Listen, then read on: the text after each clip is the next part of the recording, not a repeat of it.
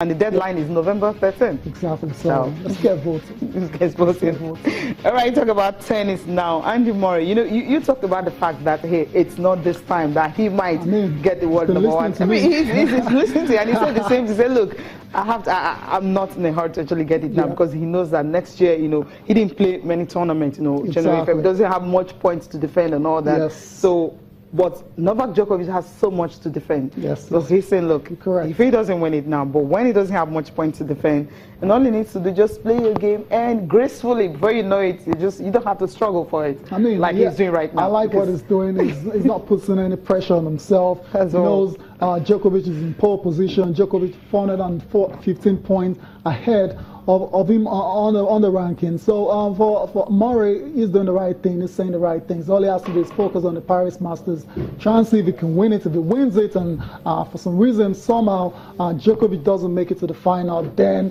by the end of the week we have a new world number one. So as it is right now, it's all about getting ready for that match against Fernando Verdasco later on today. He can't afford to underestimate Verdasco, because we all know Verdasco's antecedent. He is a very decent player. He's a veteran, been on tour for a while. So Murray, don't take your eyes off the ball. Concentrate, win the Paris Masters if possible, but that'll be a very huge task because Djokovic is very strong on that court. He's a 3-time defending champion, Sissy. Yeah, that's the way it is. And if he doesn't get to reach the final, well, okay, Andy Murray. November 7th, I just can't wait. I mean, just imagine what it would be like. It would be strange for a while. World number one, Andy Murray. Is going to go crazy. Crazy. UK media, just imagine what's going to happen. Okay, you know what? Let's listen to him. More like echoing what Tayo said concerning the fact that he's really not looking at November. He's looking at next year to become the best player. To actually overtake Novak Djokovic. We made quite a few changes to the centre court here, and it does look great out there. Last year was the same, and it's really good atmosphere in there. They obviously love the tennis in France, and they get great attendance for the matches. So I look forward to getting going. I wasn't focusing on trying to finish this year number one. I think in the early part of next year is a better chance for me, because in February I didn't play. And in March, I only won a couple of matches in Indian Wells and Miami. So, I don't have any points to defend around that time, and it's, more likely for me to have a chance of doing it then rather than right now. The better you get, the more stressful it becomes, which, sounds silly, but that is how it feels to us. And, after what Novak's done the last 2 years, I can only imagine how difficult and stressful it would have been for him, winning all 4 Grand Slams in a row. Incredible effort, and pretty much in every other tournament he was in, he was reaching at least the finals. So, it's been a tough couple of years for him, and I just, I think it's normal for him to have, had a bit of a lull for a couple of months, but I'm sure he'll come back strong, and you take whichever approach works for you and makes you happy.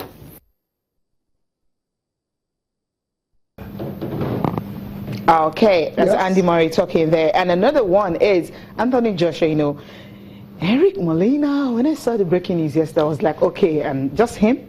Yeah, that's him. But the guy, he has had about 19 knockouts, 3 losses, 34 years old. So you say he's a top guy, right? I didn't say he's a top guy. I said he's a decent fighter. He's been around. Okay, he's not a top guy. Surely but not. he's a decent fighter. He's a very decent fighter. He's very experienced as well, way older than Anthony Joshua. And so in terms of that, you say, okay, yeah, he's got a very good chance. Okay, very good chance of winning. Okay, let's just run through it. That's him right there. 34 years old. He's won 25 fights. He's lost 3. And total fights, yeah, 28. Total fight, 28. And out of that, he has about 19 knockouts. Yeah, 19 knockouts. So that's huge. But you need to just go through the guys' spots. Okay. That's where you can start to actually. Deontay Wilder, remember? Deontay Wilder. Dramatic defeat. That particular one last year he actually gave Deontay Wilder a very good fight until he got knocked out in the 9th round. But then after Deontay Wilder, what was it fought again? It's fought against Chris Arreola. And he got beat by Chris Arreola as well too, and then he lost to Ashanti Jordan, on his debut way back. And so, Cecilia, it's underwhelming. It is underwhelming. I totally get where you're coming from, but it is what it is. Anthony Joshua can only fight who's being put in front of him. So he's going to have to handle his business on the night in Manchester.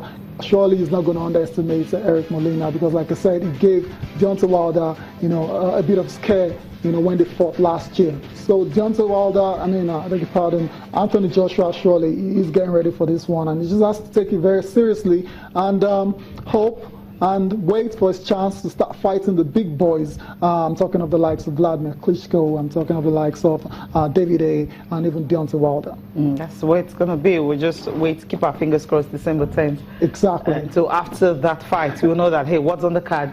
Yeah. Good news, yeah. What's on the card? What's on the card is actually, after this, underwhelming story came out about Molina fighting Anthony Joshua, the WBA finally came out yesterday. As the World Boxing Association came out to sanction the fight between Anthony Joshua and Vladimir Klitschko. It's going to happen next year. And it's going to be in April. Well, I don't know about the time now. Tentatively, it's probably going to be around that time. So we can start looking forward to that particular one, Cecilia. Okay, that's what we'll be looking forward to. We'll go for a break now. We'll come back. We'll be taking the news headlines.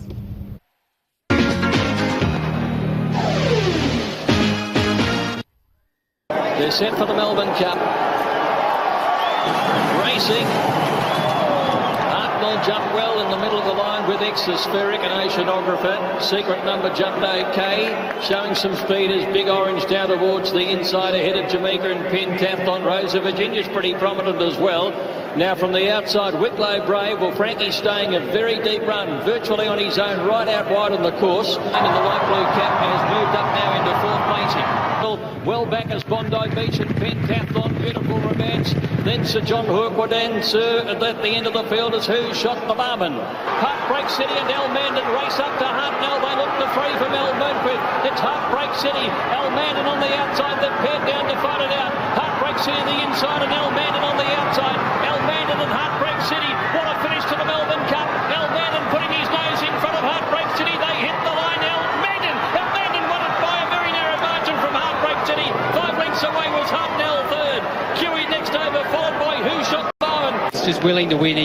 He just had a dream run, and Lloyd's prepared him great. He came with a plan to get him in the race through that other race, the Bart Cummings, and had a nice little 4-week break into today. So he was there for me the whole way, the horse. As soon as I pressed the button, he was away. So just a great buzz. I'm very lucky, privileged to have won a second cup, and it's great to do it in these colours for Mr. Williams and his family. It's an amazing race for Melbourne. I'm a proud Melburnian, and I can't tell you how touched I am to be winning this race today. For the winning jockey, Kerrin McAvoy, presented by the trophy again by Mr. Barry Brown from Emirates.